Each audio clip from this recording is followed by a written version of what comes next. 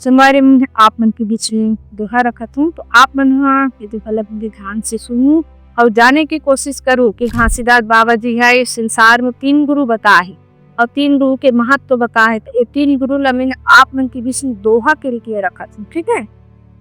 एक गुरु अंधकार है, एक गुरु अंधकार में एक गुरु है प्रकाश। एक गुरु अंधकार में एक गुरु है प्रकाश, ब्रह्म भाव न छोड़ दो सतगुरु घासीदास। एक गुरु जन्म दिया एक गुरु शिकना, एक गुरु कर्म रोजी मिले तीनों खेल है दाम। संगवारी घासीदास बाबा जी कहते इस संसार में 3 गुरु है। बाबा जी कहते कि इस संसार में 3 गुरु है। सबसे बड़े गुरु पहले सबसे बड़े गुरु तो माता पिता जे हमला जन्म देगी, और दूसरा गुरु आते संगवारी हो जे हमला ज्ञान बताते, जे हमला ज्ञान बताते, सुख मार्ग मिल जाते, सुख कर्म कराते, वो गुरु है संगवारी।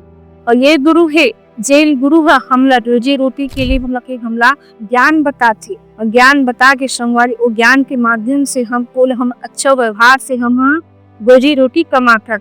दो अगर आपको अच्छा लगी सो तो आप लाइक और कमेंट करो। तब तक के लिए जय जोहार, जय श्री राम, जय छत्तीसगढ़।